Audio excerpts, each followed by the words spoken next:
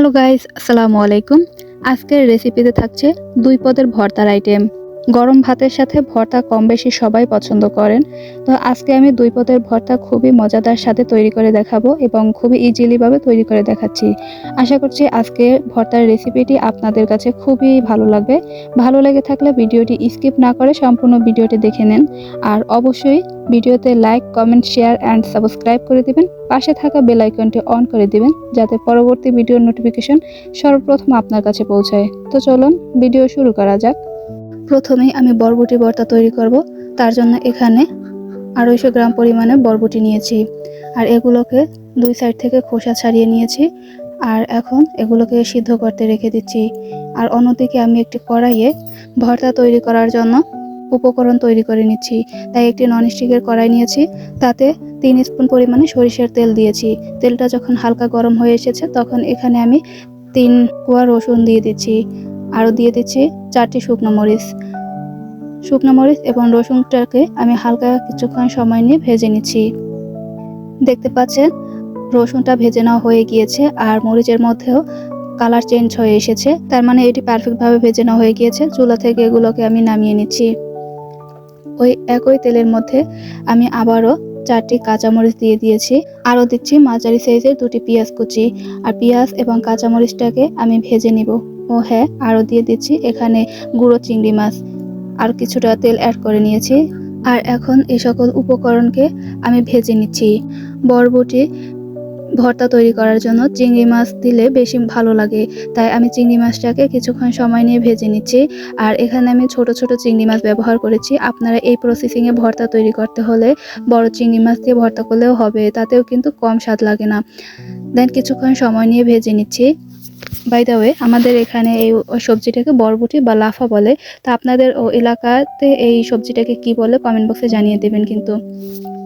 দেখতে পাচ্ছেন কিছুটা সময় ধরে আমি ভেজে নিচ্ছি উল্টে পাল্টে, যাতে করে এই চিংড়ি মাছের গন্ধটা দূর হয়ে যায় এবং কিছুটা ভাজা ভাজা হয়। যতটা ভাজা ভাজা হবে ভর্তাটা খেতে কিন্তু অতি সুস্বাদু হবে।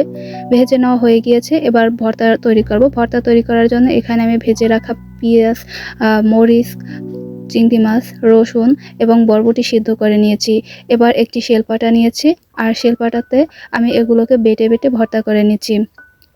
আপনাদের বাসায় যদি ব্লেন্ডার থাকে তাহলেও কিন্তু সব উপকরণ একত্রিত করে ব্লেন্ডার করে নিতে পারেন, তাতেও এর স্বাদ বেশ ভালোই লাগে।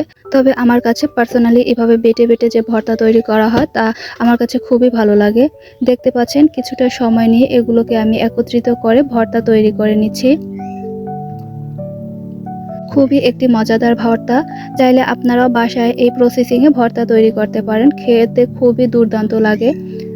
দেখতে পাচ্ছেন সবগুলোকে একত্রিত করে একবার বেটে নিয়েছি। এবার এর মধ্যে স্বাদ মতো লবণ দিয়ে দিয়ে আবার বেটে নিচ্ছি, এতে করে সব উপকরণগুলো একত্রিত হয়ে যায় এবং খেতে দুর্দান্ত লাগে।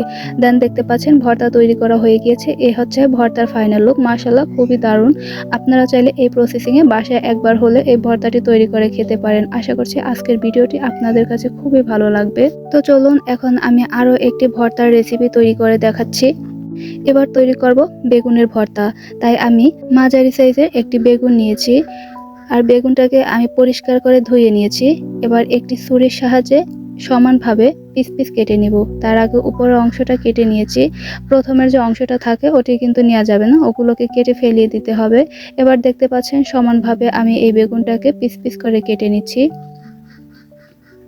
কেটে নেওয়া হয়ে গিয়েছে। এর মধ্যে কোনো পোকা আছে কিনা তা আমি চেক করে নিচ্ছি। দেখা যাচ্ছে অল্প একটু পরিমাণে পোকা রয়েছে। এটাকে পাশ থেকে কেটে ফেলিয়ে দিচ্ছি। আর এই বেগুনগুলোকে কষ ছাড়ানোর জন্য আমি এখানে একটি বল নিয়েছি পর্যাপ্ত পরিমাণে পানি নিয়ে। আর এই বেগুনগুলোকে আমি পানির মধ্যে কিছুক্ষণ সময় নিয়ে ভিজিয়ে রেখে দিচ্ছি, যাতে করে এর ভেতরের কষগুলো বেরিয়ে যায়। দেন ধুয়ে নেওয়া হয়ে গিয়েছে। এবার এর সাথে আমি উপকরণ অ্যাড করে দিব। আমি এখানে হাফ স্পুন পরিমাণে লবণ নিয়েছি, হাফ স্পুন পরিমাণে হলুদের গুঁড়ো এবং হাফ স্পুন পরিমাণে মরিচের গুঁড়ো দিয়ে দিচ্ছি। আর এই উপকরণ দিয়ে আমি এখন বেগুনটাকে ভালো করে মেখে নিচ্ছি। এপাশ ওপাশ করে সব পাশ মেখে নেওয়া হয়ে গিয়েছে। এখন এগুলোকে ভাজতে চলে যাচ্ছি। তাই চুলায় একটি ননস্টিকের কড়াই বসিয়ে দিয়েছি আর তাতে 4 থেকে 5 স্পুন পরিমাণে সরিষার তেল অ্যাড করে দিয়েছি। যেহেতু আমি বেগুনের ভর্তা তৈরি করব, তাই এখানে আমি সরিষার তেল দিয়ে নিয়েছি। আর আপনারা চাইলে এগুলো সয়াবিন তেলেও ব্যবহার করতে পারেন, এটা আপনাদের পছন্দ মতো। দেন এখানে মাঝারি সাইজের 2টি পেঁয়াজ নিয়েছি, পেঁয়াজ কুচি দিয়েছি আর দিয়ে দিচ্ছি 3 থেকে 4টি কাঁচামরিচ। পেঁয়াজ এবং কাঁচামরিচ হালকা করে ভেজে নিচ্ছি। যখন পেঁয়াজটা নরম নরম হয়ে গিয়েছে তখন এর মধ্যে আমি অ্যাড করে দিচ্ছি ধনিয়া পাতা। এখানে আমি বিলাতি ধনিয়া পাতা অ্যাড করেছি, আপনারা চাইলে দেশি ধনিয়া পাতা দিয়েও এই ভর্তাটি তৈরি করতে পারেন, আর না দিলেও কোনো প্রবলেম নেই। বাই দ্য ওয়ে, এখানে আমি ভাজা পেঁয়াজ ভাজা মরিচ অ্যাড করে দিচ্ছি। আপনারা চাইলে কাঁচা পেঁয়াজ কাঁচা মরিচ দিয়েও এই ভর্তাটি তৈরি করতে পারেন, কিংবা শুকনো মরিচ দিয়েও তৈরি করতে পারেন, এটা যার যা পছন্দ মতো। দেন দেখতে পাচ্ছেন কিছুক্ষণ সময় নিয়ে আমি ভেজে নিচ্ছি, ততক্ষণ পর্যন্ত ভেজে নিচ্ছি যতক্ষণ না পর্যন্ত ধনিয়া পাতাটা নরম না হয়ে যায়। দেখতে পাচ্ছেন ভেজে নেওয়া হয়ে গিয়েছে। ওই একই কড়াইয়ে আমি আবারও 5 থেকে 6 স্পুন পরিমাণে সরিষার তেল নিয়েছি। তেলটাকে আমি গরম করতে রেখেছি।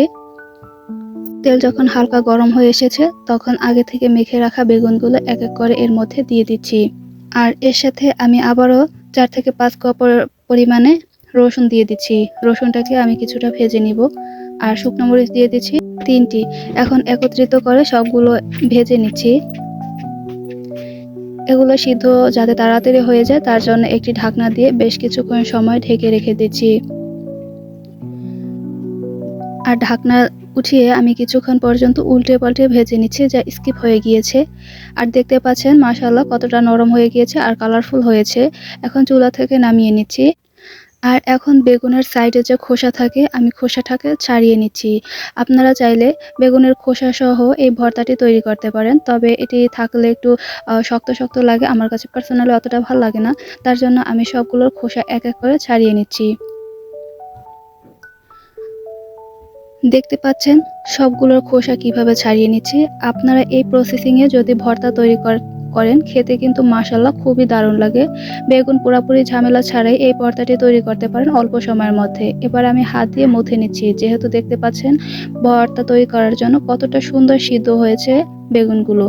এখন তাই আমি হাত দিয়ে ভালোভাবে মেখে নিচ্ছি, এমনভাবে মেখে নিচ্ছি যাতে করে এর মধ্যে অন্য কোনো দানা না থাকে বা কণা না থাকে। দেখতে পাচ্ছেন হাত দিয়ে কিছুক্ষণ সময় মেখে নেওয়ার পরে আগে থেকে ভেজে রাখা উপকরণগুলো আমি এখানে অ্যাড করে দিয়েছি। আর এখানে আমি স্বাদ মতো লবণ অ্যাড করে দিচ্ছি। এখানে আমি কোনোভাবে সরিষার তেল ব্যবহার করিনি, কারণ যেহেতু বেগুনগুলো আগে সরিষার তেল দিয়ে ভেজে নিয়েছি, এখানে পর্যাপ্ত পরিমাণ তেল রয়েছে, তাই আমি এখানে এক্সট্রা কোনো তেল ব্যবহার করিনি। দেন আবারও উপকরণ দিয়ে কিছুক্ষণ সময় নিয়ে মেখে নিচ্ছি।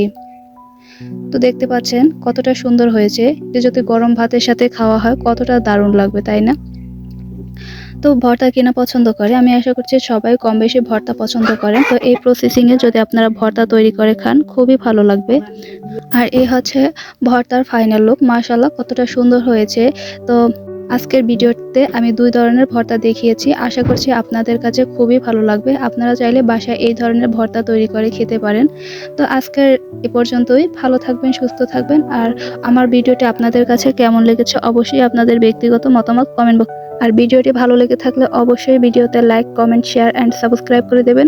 পাশে থাকা বেল আইকনটি অন করে দিবেন যাতে পরবর্তী ভিডিওর নোটিফিকেশন সর্বপ্রথম আপনার কাছে পৌঁছায়। আল্লাহ হাফেজ।